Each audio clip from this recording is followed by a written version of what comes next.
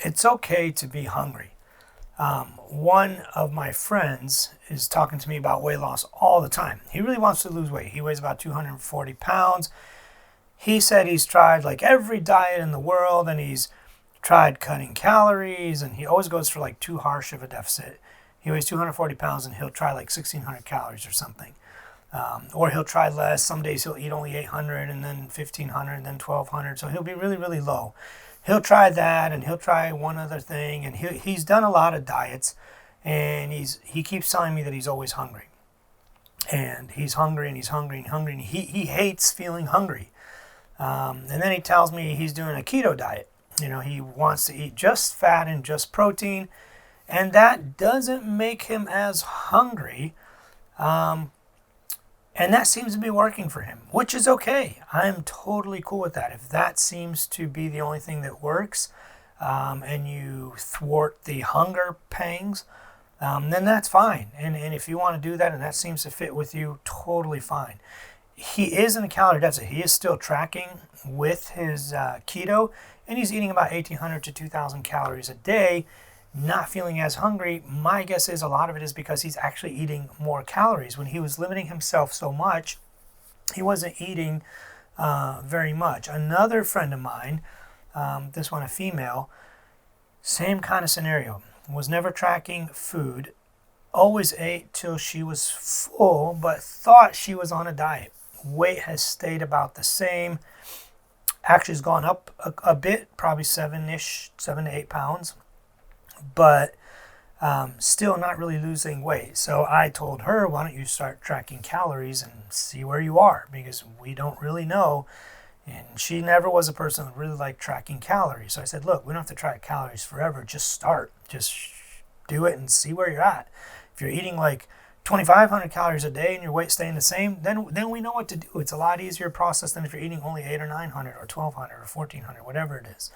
But if she's really, really low, we have a totally separate set of problems. If she's really high, that's good. We can actually just drop calories a bit and weight will start coming off. But she also was complaining that by the end of the night, towards the evening, she was hungry. So I'm here to tell you guys, being hungry is part of weight loss. You are going to be hungry. You actually should be hungry. The whole point of weight loss is to eat less than you need, which makes you feel hungry. There's a few exceptions to that, and we'll get into it. But for the vast majority of people, if you are hungry, that's a good thing. That means you're losing weight. You're eating less than you need, and your body's correctly telling you, I want more so I can maintain. Your body's job is to try to maintain your weight. That's kind of like the whole homeostasis, equilibrium state that your body tries to stay in. So the fact that you are getting hungry means you are eating less than you need, and you need to embrace that. When I got down to 7% body fat and was like really working hard at it, man, I was hungry. I was really hungry, and it was a struggle, and I hated it sometimes, and I was hangry. But that's kind of what you need to do. I mean, you need to embrace the hunger and say, you know what, I'm going to be hungry for a while until I get this weight off. Now, that's one of the reasons why we have people only do dieting for like a certain number of months in a row and then stop. So we'll tell people diet for like 12 weeks in a row at a calorie deficit. Let's say that's like 1,800 for you. You lose 15-ish, maybe 20 pounds. I don't know, whatever it might be. Then we have you increase your calories back up to what we call maintenance. So if you're eating 1,800, we'll call maintenance 2,100. Now your maintenance will be lower than your previous maintenance because you've lost some weight. So it is going to be lower. It's not going to be the same, 2,400 that you used to eat before to maintain.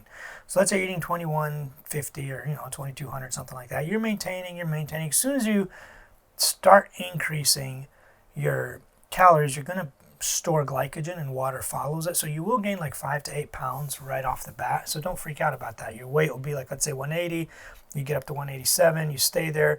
You're still at maintenance for a really long time. Your weight stays at 187. We're good. Just stay there. Now, we usually tell people to do that for like 2 months. You get more calories. You don't have the hunger anymore, and you're not like starving yourself. And the mental hardship, the mental psychological pain of diet goes away.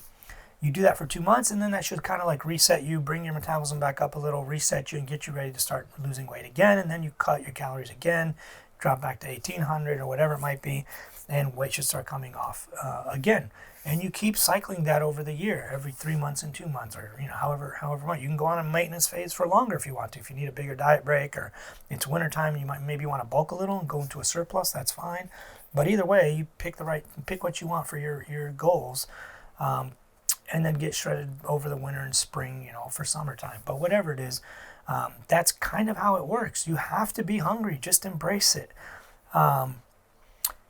There are exceptions to the rule. There are some people, because of how overweight they are, their satiety and hunger signaling don't work.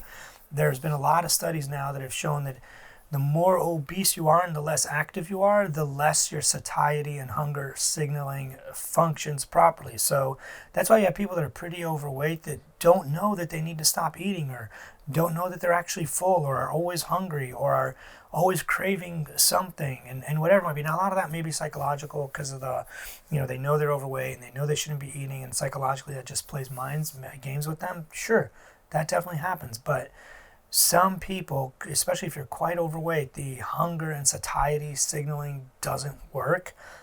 So those people probably should track and increase activity. We have found in those studies, especially, if you increase activity, even just by walking, just walk 40 minutes in the evening, whatever it is, even just walk on an inclined treadmill, just 30, 40 minutes a day, your hunger signaling and satiety signaling improves tremendously. So that's one thing we always recommend. Try to increase your activity level so that your hunger signaling can improve. So that's about it. Really, you need to feel hungry. For the vast majority of people, if you're feeling hungry, you're doing it right.